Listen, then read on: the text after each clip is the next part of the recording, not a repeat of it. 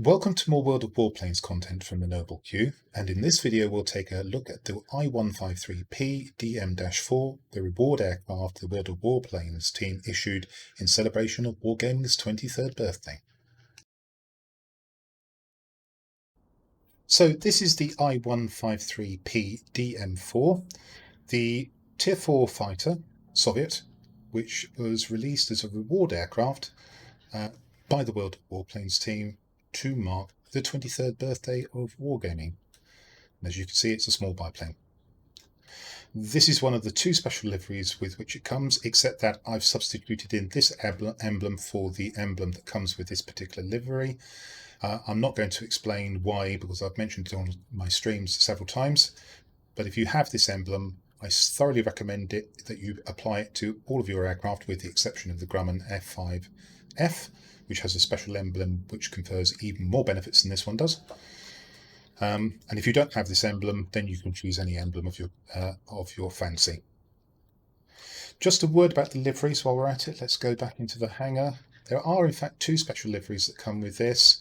At the time of making this video, this second livery here, I'm not even going to try and apply. It's bugged. So don't put it on your aircraft. If you do, your aircraft will appear all black in battle until you get shot down, and then when you respawn, you will then see the livery. It's approximately similar to the livery on this aircraft, but a bit darker. And whilst we're on this aircraft, you might be thinking, wow, that looks a very similar aircraft. Well, that's because it's the I-153 No-P DM-4. And the difference between the two aircraft is that this particular variant, which is a premium aircraft that occasionally appears in the shop, has 4 7.62mm machine guns, whereas the reward aircraft has what sounds like a pretty formidable 2 20mm cannons at Tier 4. And that immediately had me thinking, is this going to be another XP-54 with immense damage output, seriously unbalancing games at Tiers 4 and 5? You'll be able to see the answer to that question in the battle replay that's coming up. Now, often at this point, I'll drop into an extensive comparison of an aircraft with all the aircraft of the same class at its tier. I'm not going to do that with this particular video. Basically, this is a slow biplane. I can't imagine anybody is going to do anything other than build it as a turn fighter. Now, this is a specialised instance of the aircraft with a good pilot and very good equipment at the moment. And as you can see, your manoeuvrability figure here is 99. Before the bug fix that was applied to the aerodynamics expert skill a couple of weeks ago, I reckon that would have been 104, maybe 105. And with a little bit of calibration, I think I can probably get this up to 100, maybe 101, something like that. If you're interested in the aircraft stock, let's just put it into the stock configuration. As you can see, there's no equipment. Let's remove the pilot, send to box. And at stock, you can see the manoeuvrability is 85. I'll pop this aircraft back into specialist configuration off screen. Let's go straight into the battle and see what this aircraft can do. As usual, just before we go into battle, I'll do a quick strategic and tactical analysis. And here we're on the peripheral mission map. It's the harsh times variant. This is a 3-sector map. A central repair airbase has special characteristics. Not only does it convey the standard 3 resources every 5 seconds, but you can also select it as a spawn point, and as it's in the middle, that's extremely useful. You can swap your aircraft out if you're destroyed for another of the same tier, and you can also repair your aircraft fully. It's flanked by a pair of garrisons that just convey the 3 resources every 5 seconds. And tactically, the team that holds the airbase longest, and at least one of the garrisons probably, is going to win this battle. On the order of battle, it's a Tier 5 battle. There's a Beaufighter 5 on my team, which is not specialised. On the enemy team, there's a Boomerang, which is specialised, and a Lag 3-4, which is a multi-role, and a good one at that as well. Now, the Boomerang is very nimble if it's specialised, probably if it's been built that way. However, I can tell you that this aircraft specialised the way I've built it will outturn it. so I'll be looking to combat the boomerang at every juncture if he appears in the middle. And tactically, as a fighter, a manoeuvrable, nimble fighter good at defence, the middle is going to be my prime target. I'll just have to keep an eye on the garrisons and make sure that we've got at least one of them for at least a good part of the game.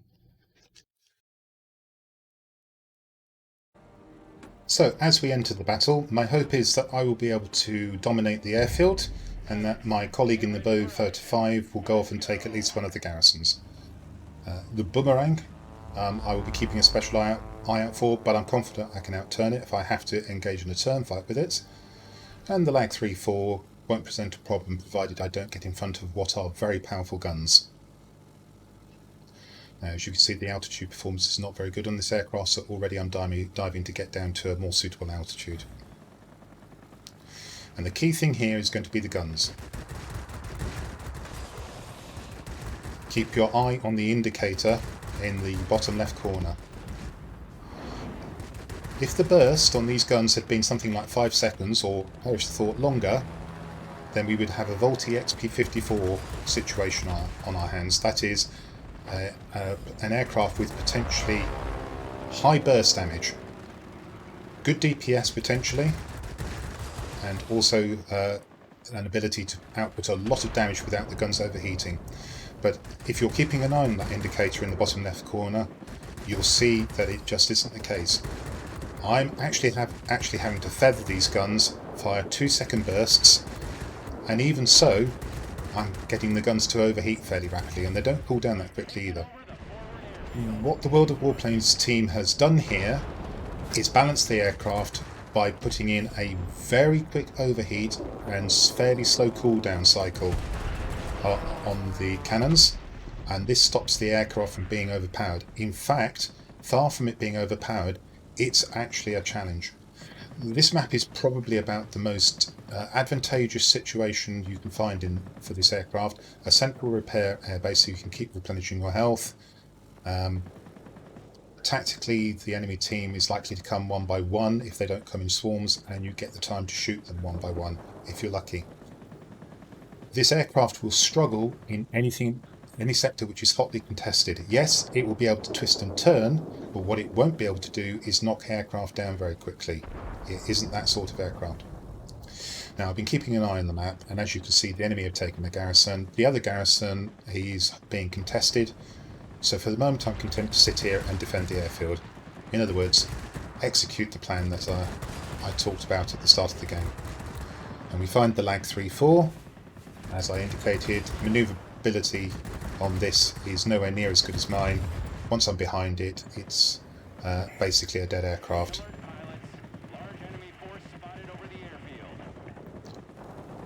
So I continue to pick off my targets one by one, short bursts. And because of that, you saw there that I disengaged, and the reason for that is you must not sit behind an aircraft trying to shoot it when there are other enemy aircraft in the vicinity. All that does is give those enemy aircraft a chance to get on your tail. Put a few bursts in, disengage, look for another target. Some aircraft are excellent at that. The I-17 at Tier 4, the Russian tech tree fighter, is perfect for that type of fighting because it can do a lot of damage very quickly. This one is far more tricky.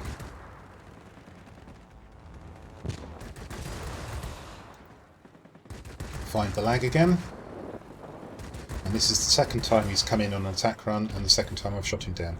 Now tactically, if I'd been in the lag, I would have given up at this point coming into the airfield, and the reason being he's getting no support from his boomerang. I haven't seen the boomerang at all so far, and in fact, spoilers, as far as I'm aware, the boomerang never comes to the airfield the entire game, which means he must have gone to that garrison and then sat there defending it for the entire game as far as I can tell.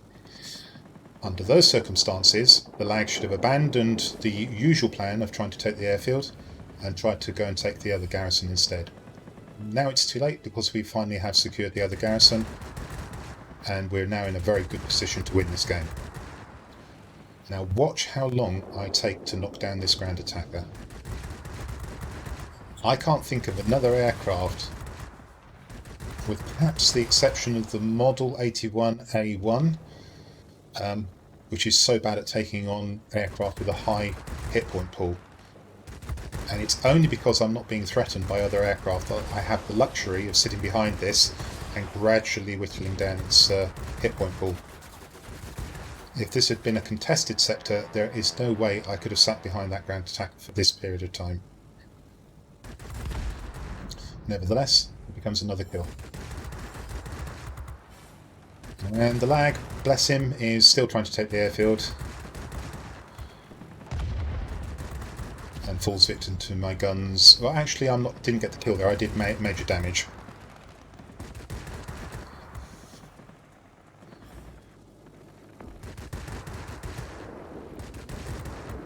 Well, the Fokker should have been able to fly away from me, but chose not to. Well, bot is as bot does. And that gives me an opportunity to secure another kill. Still managing the guns very carefully. 2, maybe 3-second bursts. And that time to kill is very poor. And you can see that in a hectic dogfight, you would be at a serious disadvantage because you just couldn't kill aircraft quickly enough in a few bursts.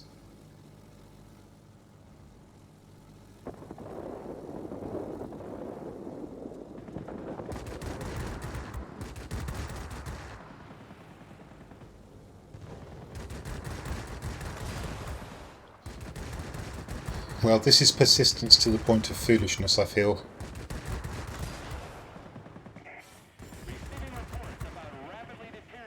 My pilot must have learned by now that since I'm in here and he's getting no support from the boomerang, that he's an easy kill for me. And I think that's possibly the third time I've actually killed him, plus I did make damage on a 4th occasion.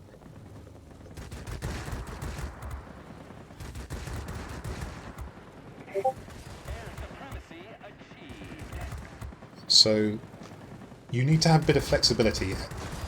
I tend to talk as if I'm giving you rules for how to fly your aircraft when you're a newer player. They're not rules, they're guidelines, and they must be adapted to the tactical situation. There was nothing wrong with the lag coming into this airfield once, maybe even twice. Really coming in a 3rd and 4th time was counterproductive. He didn't recognise the tactical situation, that he wasn't getting any support from his boomerang. What I think of the boomerang's decision not to come to the airfield, well, it's hard to say. A very strange decision indeed. But the point is, that's what the boomerang decided to do, and the lag should have adjusted his game plan to suit. Try not to get stuck on a particular game plan. If it's not working, you need to think of something else that may work. So, I sat in the middle, I shot down everything that came in front of my guns, I earned a Nakamatsu medal and a Winged Legend, and 15,000 personal points, thank you. A very simple game. So let's take a look at the result of this battle, and as we can see from the middle, it was a 3 chevron battle for a grade 3 fighter. 118,053 credits or silver gross. It's with a premium account bonus, of course. As we can see over here, no expenses because the aircraft wasn't shot down, therefore no repair costs, and I used prepaid consumables. The next 2 items both have premium account bonuses, of course. 6,141 aircraft experience, base experience if you like, 307 free experience. No tokens because I'd already earned the Akamatsu and Winged Legend in battles prior to this today. Moving on to the personal score tab, we can see that plenty of aircraft shot down when defending, 12 aerial targets destroyed, not quite enough to push that up for another chevron. Another aircraft would have been needed. Only 140 capture points because I spent all the time defending the airfield. Personal points, however, pretty good, 15,215, well, for this aircraft. 12 aerial targets destroyed, as I just said a moment ago. Pretty good, 3,022 damage to aerial targets for a tier 4. 27 critical hits, and that's a feature of the guns. If you do manage to land them, they do tend to do a lot of critical hits. And there's the capture points, and as you can see, the majority of that, 360 points out of the 500, was for defending, and 140 for attacking, which is highlighted there. Go to the team score panel, we can see that was enough for 2nd place. Because of chevrons, I actually got more personal points than the gentleman in the Beaufighter. but he did more of his class-specific missions. The Boomerang I never saw, never came to the airfield, which is interesting, which tends to suggest that he spent his entire time over the garrison that the enemy team captured. Probably the wrong decision. The lag, unfortunately, just fed me his hit points over and over again. In fact, I suspect it was at least 3 times. It was indeed 3 times. So, although he kept going to the airfield, probably not the right decision in the end. And it ended up with a victory for my team. That concludes my look at the I-153P DM-4. The Soviet Tier 4 reward fighter issued by the World of Warplanes team in celebration of Wargaming's 23rd birthday. If you manage to obtain this aircraft, I suggested that you build it as a turn fighter and that you remember you must carefully manage the guns to get the best out of them. And from my point of view, the good news is that what looked like formidable weaponry, 2 20mm cannons, have been balanced by a very short overheat and fairly long cooldown cycle. Otherwise, this aircraft could have been monstrous, potentially overpowered at Tier 4 and Tier 5. If you didn't obtain this aircraft, then assuming it comes up, as I think it will, in sales in the shop in future days, you needn't rush out and buy it then. You're not really missing anything. If you must have an aircraft like this, I would recommend the standard I-153 DM-4 with the machine guns over this one. You'll find it a lot easier to fly. Well, I hope you found this video useful, and that if you did, you'll come back and see future content that I produce. But until then, this is the Noble Q signing out.